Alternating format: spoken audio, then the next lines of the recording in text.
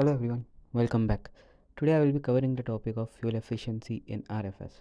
A lot of players notice that the fuel consumption during the flight is more or sometimes twice the required amount. So what can go wrong and why does it happen? So let's get started. First on the list is speed. When cruising over 30,000 feet, sometimes the aircraft speed is over 250 knots as we can see here, and the thrust is averaging around 80 to 85 for the entire duration of the flight.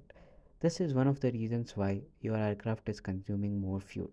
Usually, the thrust should be around the limit of 60% on an average and maybe 65-70 at the max. So, make sure that your speed is in control and your thrust remains within the 60% mark. This will ensure that you do not consume more fuel than needed. If need be, you can also reduce the speed. The next on the list is the weight of the aircraft. Make sure that your aircraft isn't overweight. Make sure to read the maximum takeoff and landing limits of every aircraft. Now, this is something that you can find in the aircraft uh, gross weight limits, which specifies the maximum takeoff weight, maximum landing weight, and manufacturer's empty weight. If you look on the right hand side, it also gives you the gross annual weight. And when you try to refuel and add load and passengers to the aircraft, if you look on this load page, it shows you the gross annual weight. As you can see, the color of the gross annual weight changes if you are within the limit of the total maximum weight. It will be in green or light red, but as soon as the aircraft is overweight, it will turn red and warn you that your aircraft is overweight. Now, if you load the aircraft with excessive weight, it is going to consume more fuel during the flight as it needs more power to maintain speed and keep flying. Hence, you will be consuming more than the required amount of fuel during the journey. Another reason is forgetting to turn off the APU. Once you commence the push and start your engines, you need to wait for both the engines to turn green, as you will see in this video. Once your engine is on and is in green, always remember and make sure to turn off the APU before you start taxiing out.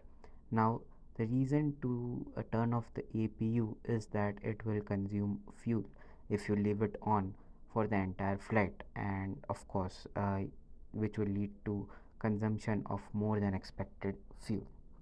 Then comes the flaps.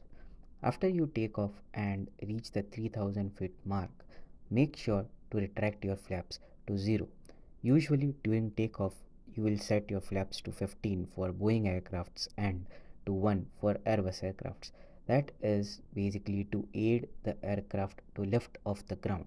But after takeoff, if you leave the flaps to the extended position, it basically puts more pressure on the engines. As we can see here, with flaps 30, the thrust is set to 100 and more power is consumed as well as more fuel is needed to maintain the speed. Now, if I reduce the flaps to up position or 0, you will notice the speed increasing drastically, and I would now start to reduce the thrust later on as we reach uh, 250 knots, and you can see now that even at 47% or 50% the speed is maintained within this 246 to 247 knots.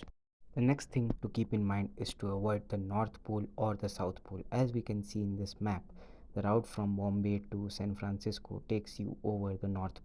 The reason for avoiding is, as you can see in this FMC, there are multiple points such as this R014, R016, R018, which is nothing but basically going over the same waypoints, and your aircraft will go around in circles, which eventually adds approximately 2 to 3 hours to your flight time while also increasing the fuel consumption.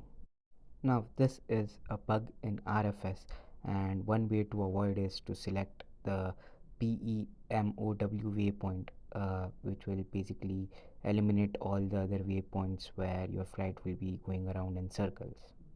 The next on the list is the use of Boeing 777-200 or Boeing 777-200 LR aircrafts. Now, these are certain aircrafts that are prone to consume more fuel in RFS than needed, and this is something that is embedded within the game, and there's nothing much that you can do about it. Coming to A380 and other aircrafts that have multiple engines, of course they are also bound to consume more fuel because there are four engines that are running and trying to generate power for you, so eventually they will consume more fuel than what a twin engine aircraft will, and that is just a general basic concept. And again, there is really not a lot that you can do in there. If you really want to save fuel, you can turn off two of the engines out of the four, but that's something that I would not suggest. To conclude, I would say that if you run out of fuel or if you ever run into those issues, always try to fill up your tanks to 100% and never assume that you have sufficient fuel, and make sure that you have enough fuel to complete your flight without crashing. I hope this video was helpful. If you enjoyed the video, do like and subscribe. Thank you.